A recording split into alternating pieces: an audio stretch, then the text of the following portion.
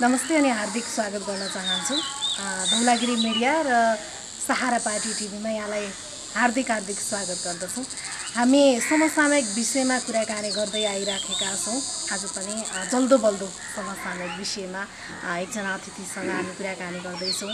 पछिल्लो समयमा यो कोरोनाले गर्दाखेरि विश्व नै सन्त्रस्त छ, तर त्यसमाथि पनि यो फेरि भारतले चाहिँ नेपालको सीमा मिचेर धेरै यो घटना अहिले मात्र होइन, पहिल्यैदेखि गर्दै आएको घटना हो।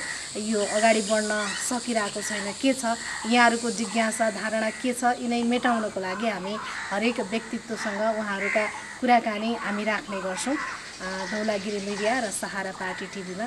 आज पनि हामीसँग अतिथि हुनुहुन्छ। लामो समयदेखि राजनीतिमा लाग्नुभएको, समाजसेवा गरेर यहाँसम्म आइपुग्नु भएको छ संविधान सभाका सदस्य अर्जुन प्रसाद जोशीज्यू, यहाँले चिन्नुहुन्छ धेरै। उहाँसँग पनि हामी यो कोरोनाको बारेमा पनि अपडेट गराएका थियौँ र आज यो भारतले सीमा मिचेको विषयमा पनि उहाँको धारणा के छ, यहाँको सरकारले के गर्दैछ, आगामी योजना के छन्, यिनै विषयवस्तुमा हामी कुराकानी गर्दैछौँ। हार्दिक स्वागत छ धौलागिरी मिडिया र सहारा पार्टी टिभीमा। हजुर, धन्यवाद। अब जल्दो बल्दो विषय अहिले के छ, अब लिम्पियाद र कालापानी भारतले चाहिँ आफ्नो बनाइरहेको छ होइन, के छ धारणा? अब यो बडो गम्भीर विषय हो विष्णुजी। हामी अरू धेरै कुरामा सम्झौता गर्न सक्छौँ। हजुर, सत्ताका विषयमा झगडा गर्छौँ, सम्झौता गर्न सक्छौँ धेरै कुरामा, तर मुलुकको राष्ट्रिय अस्मिता बेचिँदाखेरि, मुलुकको चाहिँ राष्ट्रिय अखण्डतामाथि आँच आउँदाखेरि, आफ्नै चाहिँ मातृभूमि मिचिँदाखेरि यो बडो चाहिँ दुःखदायी र गम्भीर विषय हुन्छ र कुनै पनि राष्ट्रवादीका लागि, देशभक्त नागरिकका लागि यो विषय सही हुन सक्दैन। त्यसले अहिले जुन ढङ्गले भारतले नेपाली भूमिमा चाहिँ बाटो निर्माण गर्ने, त्यो बाटो मार्फत नेपालकै भूमि मार्फत चीनसम्म चाहिँ व्यापार सम्झौता गर्ने, यो भनेको नेपालमाथिको चाहिँ सिधै चाहिँ हेपा प्रवृत्ति हो। नेपालको चाहिँ राष्ट्रिय स्वाधीनतामाथिको आक्रमण हो, नेपालको चाहिँ भूमिको चाहिँ अतिक्रमण हो। त्यसैले हाम्रो यस विषयमा आउटराइट कुनै चाहिँ कलस टेस्ट नराखिकन नो इफ्स नो बट्स, यो निन्दनीय छ, यो अस्वीकार्य छ। यी भूभागहरू हाम्रो हो। त्यसैले यसका विषयमा हाम्रो पार्टी सभापतिले हाम्रो पार्टीको तर्फबाट क्लियर कट आफ्नो धारणा राख्नुभएको छ। यस विषयमा हाम्रा पार्टीका सबै तहका साथीहरूले पनि यो धारणा राखिरहेका छौँ र मेरो धारणा पनि अहिले जुन ढङ्गले चाहिँ भारतले नेपालको चाहिँ भूमिमा बाटोको निर्माण गर्ने, नेपालको भूमि मार्फत चीनसँग चाहिँ व्यापार सम्झौता गर्ने, यो चाहिँ घोर अस्वीकार्य छ, निन्दनीय छ। यसलाई हामी चाहिँ नेपालीका चाहिँ हैसियतले यसलाई हामी चाहिँ स्वीकार्न सक्दैन। यहाँले चाहिँ अब यो धारणा मात्रै व्यक्त गर्नुहुन्छ। यहाँले पनि 3 कार्यकाल चाहिँ सभासद बिताइसक्नु भएको छ। लामो समयसम्म यस्तै भारतले मिचिरहेका घटनाहरू उठिराखेका थिए संसदमा पनि होइन। त्यति बेला यहाँले के गर्नुभयो? त्यति बेला पनि हामी गरेका छौँ। त्यति बेला पनि तपाईँलाई भनौँ, अहिले जसरी चाहिँ नेपालकै भूमिमा बाटो निर्माण गर्ने त्यति बेला भएको थिएन। भारतले चाहिँ निर्णय गरेको छ भन्ने मात्रै आएको थियो, त्यो निर्माण सुरु भएको थिएन। हामी चाहिँ संसदमा हुँदाखेरि त्यसरी नै अहिले चाहिँ नेपालको भूमिलाई प्रयोग गरेर, नेपालको मन्जुरी बेगर नेपालको भूमि भएर भारत र चीनले जुन व्यापार सम्झौता गरेको छ ती विषयहरू उठेको थिएन। जति बेला जुन विषयहरू उठेको थियो त्यति बेला हामीले चाहिँ त्यो नाकाबन्दीको विषयमा हामीले गम्भीर रूपमा चाहिँ ध्यानाकर्षण गरेका छौँ, संसदमा हामीले बोलेका छौँ।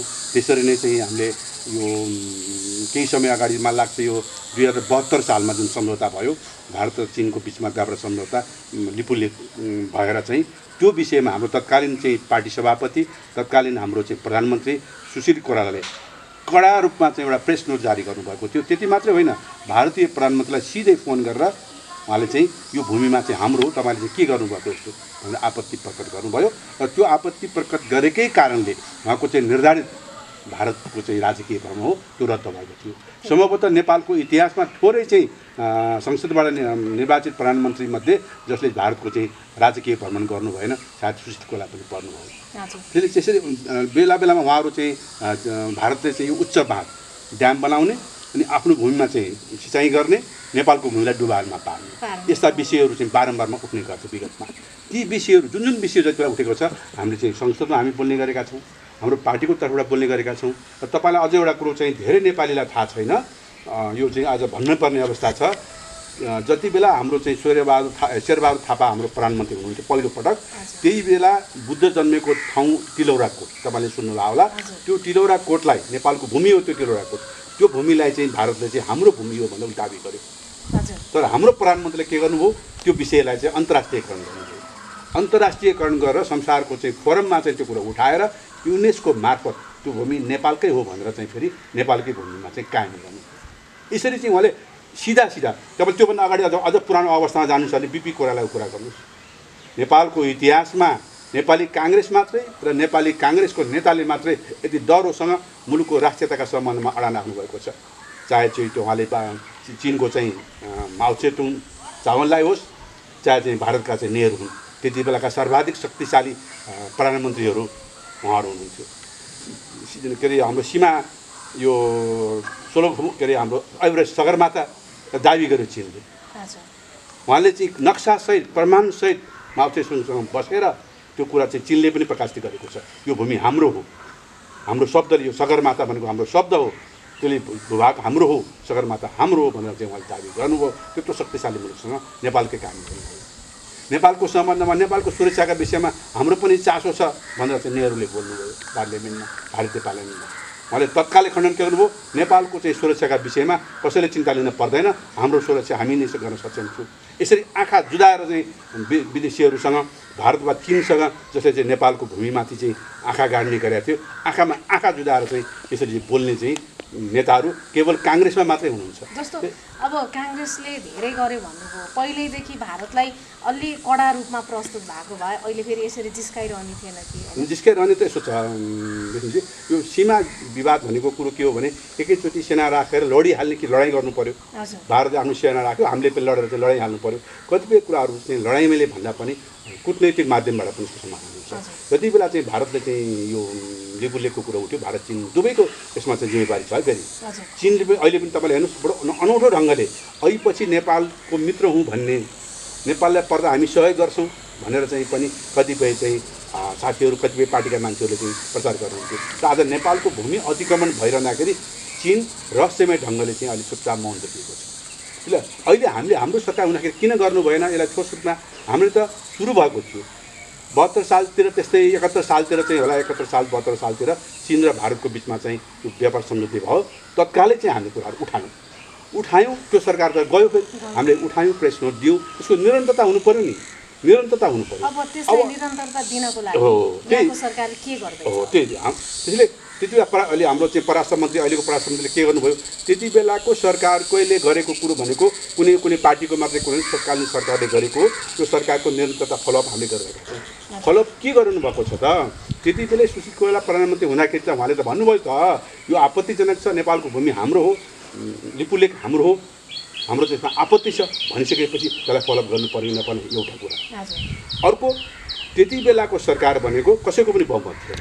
विगतमा तपाईँको चाहिँ करिब मलाई लाग्छ 56 सालपछि नै नेपालमा चाहिँ 70 सालपछि होइन, मलाई लाग्छ 56 सालपछि नै नेपालमा यसरी बलियो बहुमत प्राप्त सरकारै भएन। सरकार 8 महिनामा 9 महिनामा चाहिँ ढल्ने जुन परिस्थिति थियो, त्यसैले त हामी सबैले के भन्यो भने सरकार कमजोर भयो, बहुमत प्राप्त सरकार भएन, 8 महिना 9 महिनामा सरकार ढल्ने भयो, त्यसैले मुलुकको राष्ट्रियता बचाउनका लागि डह्रो सरकार चाहिन्छ भन्नुभयो अहिलेको प्रधानमन्त्रीले। राष्ट्रियताको सपना चर्को नारा लाउनुभयो। त आम नेपालीलाई लाग्यो मुलुकको इतिहासमा केपी ओली बराबर कोही राष्ट्रवादी छैनन्, त्यसैले केपी ओलीको नेतृत्वमा भएको चुनावमा यसलाई बहुमत दिनुपर्छ भनेर करिब 2/3 हाराहारीमा बहुमत दियो। अनि यो सरकारले प्रश्न गर्ने चाहिँ हामी चाहिँ अल्पमतमा रहेको सरकारलाई, विगतको सरकारलाई के 2/3 अर्थ के हो? यति शक्तिशाली सरकारको अर्थ के हो? तपाईँ हेर्नुहोस्, बडो घतलाग्दो र बडो अचम्म आम नागरिकले पनि बुझिरहेको अवस्था छ। सीमा मिचिएको कुरो सबैतिरबाट आयो। जस्ता मन्त्रीजी जानुभयो हेलिकप्टर लिएर, हेर्न जानुभयो, कहाँ जानुभयो त? उहाँले हेरेर भारतले चाहिँ त्यो बनाइरहेको त देख्नुभयो होला, फर्केर आएर त कहीँ कतै बोल्नुभएको देखिएन, कहीँ त्यसको प्रतिक्रिया पनि देखिएन कि उहाँले चाहिँ त्यो कहाँ त्यसलाई लुकाउनु भयो। अहिले भर्खर चाहिँ प्रधानमन्त्रीजीको चाहिँ आएको छ, मैले त थाहै पाइनँ यो भन्ने कुरो चाहिँ त्यसरी आएको छ। अझ त्योभन्दा अगाडि तपाईँलाई चाहिँ सुनाउनुहोस्, यो चाहिँ नक्सालाई, यो चाहिँ हो तपाईँले भनेको यो विगत लामो समयदेखि भारतको यो निरन्तर प्रयासहरू छ। त्यो प्रयासलाई जति बेला जुन सरकार छ त्यसले प्रयास गर्ने, अर्को सरकारले इँटा थप्दै त्यसलाई अझ चाहिँ धक्का मारेर जाने हो। अझ त्यसलाई इँटा थप्दै अझ चाहिँ आफ्नो प्रमाणहरू दस्तावेजहरू बलियो बनाउँदै आम नेपालीलाई चाहिँ साथमा लिएर भारतसँग डह्रोसँग चाहिँ आफ्नो चाहिँ मुकाबिला गर्ने। त्यसैले बिपी कोइराला जस्तो, सुशील कोइराला जस्तो, शेरबहादुर देउवा जस्तो यसरी अडान लिएर चाहिँ अगाडि बढ्ने हो भने गाह्रो छैन। त्यसैले यो सरकारको चाहिँ दृढ इच्छा चाहिन्छ।